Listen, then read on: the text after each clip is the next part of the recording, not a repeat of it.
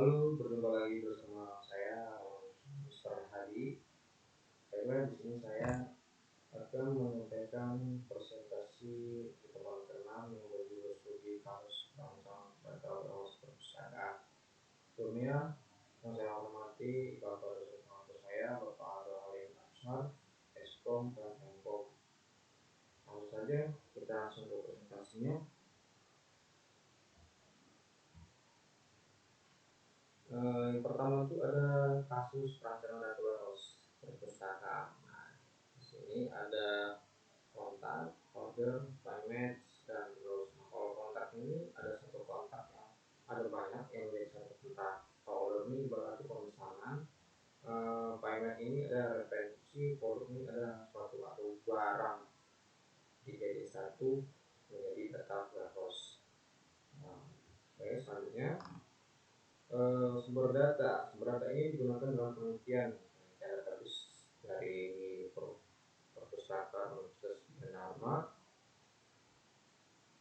Dalam database yang ada berisi informasi mengenai koleksi buku yang artinya ini maksudnya buku perpustakaan. Terus ada metode perancangan. Metode perancangan itu ada beberapa, nanti saya jelasin. Yakni ada 1 sampai 9. Nah, salah satunya saya akan jelasin satu persatu.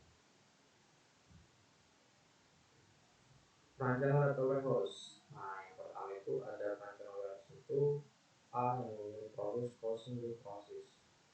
Nah, maksudnya di processing itu di dalam proses gitu. Nah, ada 1, 2, 3, dan 4, 5 ini. Penyerahan bebas pustaka, penggunaan buku, pelaksanaan anggota, pemilihan buku, dan pembuatan buku di dalam warehouse. Nah, gitu ya. Selanjutnya B ini memilih grant. Artinya kalau dalam bahasa Inggrisnya closing grant. Closing dilakukan setelah diterkait proses bisnis yang terjadi. Nah, grant ini nantinya akan dijadikan sebagai sheet table dalam warehouse. Nah, jadi maksudnya ini akan dari satu buku akan didimensikan berapa jumlah dan berapa buku mahasiswa yang dipinjam. Tuh, yang maksudnya perancangan warehouse. Terus sama yang B juga berdasarkan proses bisnis telah didefinisikan. Nah, ini kan sama ya yang saya sampaikan, didefinisikan masih mengikuti jumlah buku, jumlah peminjaman, artinya yang dipinjam sama dosen maupun mahasiswa. Nah, untuk perancangan warehouse yang C ini mengidentifikasi dan menyesuaikan dimensi.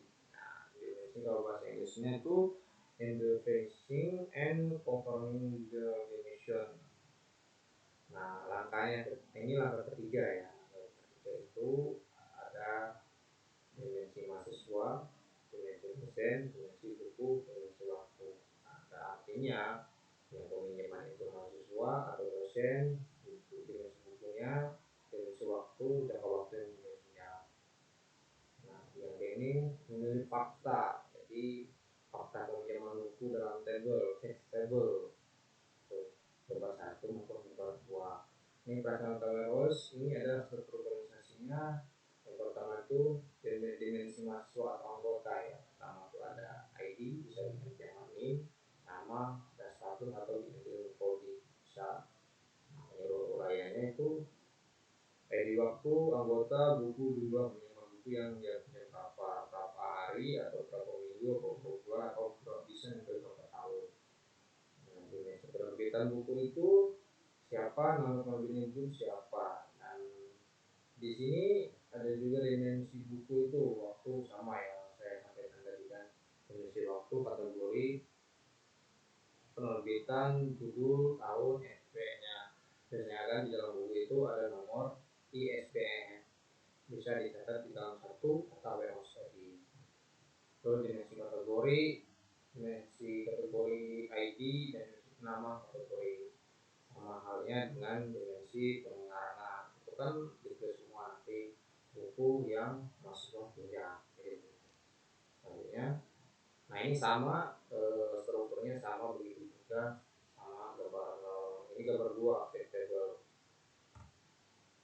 Nah, itu penyimpanan collection. Nah, artinya yang dimaksud dengan penyimpanan collection itu, jadi buku yang kita pinjam itu ada disimpan di dalam satu database. Nah, dalam database itu kita menyimpan buku ini berapa hari, berapa minggu, berapa bulan, berapa tahun. Nah, itu dicatat di dalam suatu database. Nah, berdasarkan waktu. Ya, yang app ini melengkapi table dimensi. Maka table dimensi itu ibaratnya itu ini, kalau table itu begini, satu buku itu ID buku, nomor identitas buku, nah, atau nomor identitas buku, ID kategori atau nomor identitas kategori, ID pengarang, pengarang buku itu namanya siapa, gitu pengarangnya, identitas pengarangan, ID penerbitan, identitas penerbitan, judul buku itu apa, tahun, nah tahun penerbitan buku itu kapan, pada 2090-an gitu, 2005 gitu bisa.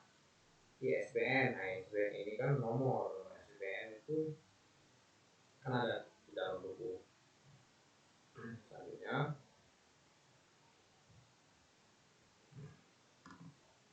nah sama ini perlu dimensi dua, sama halnya kayak yang saya sampaikan tadi. Nah, ID kategori itu sama halnya nomor identitas kategori, nama kategori. Nah, buku yang kita lihat itu berdasarkan jurusan atau lebih ke apa gitu, atau lebih ke komputer, informatika yang gitu, atau jiwa sosial, budaya, ekonomi, itu bisa dicatat di satu database warehouse. Nah, yang dimensi 4 ini sama kategori yang kayak tadi. Nah, yang minjem itu dosen, mahasiswa juga bisa gitu. Perancangan data warehouse, itu ini kita tebel 6 dimensi waktu, batas waktu, hari, sama halnya kayak yang tadi. Yang ini pemilihan durasi database. Nah, jadi dimaksud dengan pemilihan durasi database itu perancangan atau warehouse perpustakaan ini durasi waktunya digunakan selama 3 tahun. Jadi selama 3 tahun data kalian itu masih ada di dalam database warehouse perpustakaan itu selama 3 tahun. Jadi kalau yang minjem itu selama paling lama itu selama 3 tahun. Gitu. Paling berapa, nggak lama kita tunggu itu paling 3 bulan 4 bulan udah selesai gitu. Spesial kita nanti gitu. Tapi ini jangka lama ini kita tahu. Kesimpulan, nah kesimpulan di BPT di sini kesimpulan dari studi kasus ini adalah hasil dari perancangan data warehouse yang telah dirancang dapat diterapkan dalam penyimpanan koleksi yang ada dalam perpustakaan. Data warehouse yang telah dibangun dapat digunakan pihak yang berkepentingan dapat digunakan menggunakan perangkat lunak tertentu dalam menghasilkan sebuah informasi untuk pengambilan perpustakaan. Nah, sekian dan terima kasih.